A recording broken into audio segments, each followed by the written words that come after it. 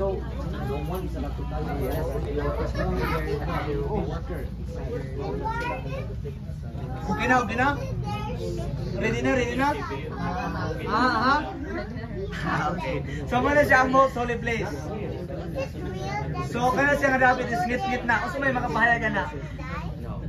The real So, the Ark of the Covenant is nadiha ang to cherubim. So, ang gikabiran sa cherubim, they mercy seat. It means nadiha ang presence sa Ginoo. Yeah, ang gikabiran sa cherubim. Ang kanang Ark of the Covenant, it is represent the throne of God. So, pagkamana na, kaya ngit-ngit mo nga dapit. So, si kayo na glory, which means the manifestation of God's presence ma-appear dito sa holy place. So, mo na siyang gilayungan at ang mga Israelites. Muna, kaya kanyang sanctuaries, So, ang sunod sa Ark of the Covenant is the Ten Commandments. And panabana, and the Aaron's rod. Ang sagawas is mga sa scroll. Now, also mga scroll. What does it mean? The scroll, it means the ceremonial law. So, katong time nga, katong si Jesus Christ ang last offering, katong pagkamatay niya, ang veil na tunga.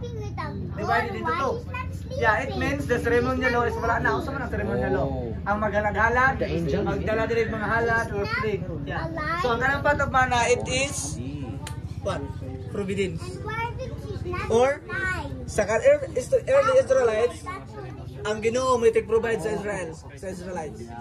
Ang mana gikan sa langit. It means gyapon karon, modern Israelites, Jesus Christ is our provider and sustainer.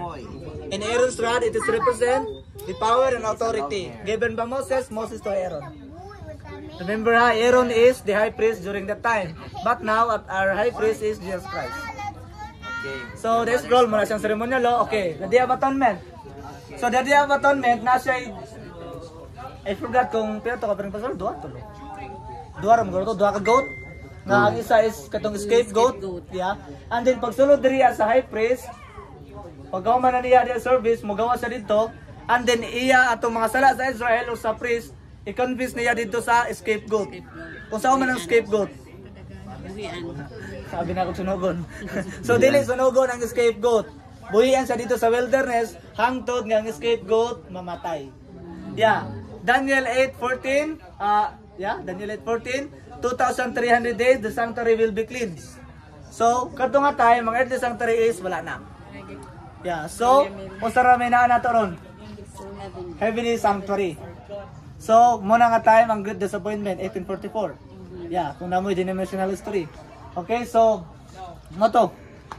Clear or no clear? Clear. So, additional, kung mo nga mag-ampo ta, dili na ta moagi galadalad or moagi sanctuary. Kung dili, directly to, dili na ta mag-agi sa mga tao, kaya kita itong mga tao diri is, kinanglang po nilang Savior. Yeah, they are sinners also. Okay, Christians no? Magdala na ng tag-tithes and offerings na lang. Yeah. So, during ka na mag-travel sila, pati ang veil, dala-dala nga parting baho.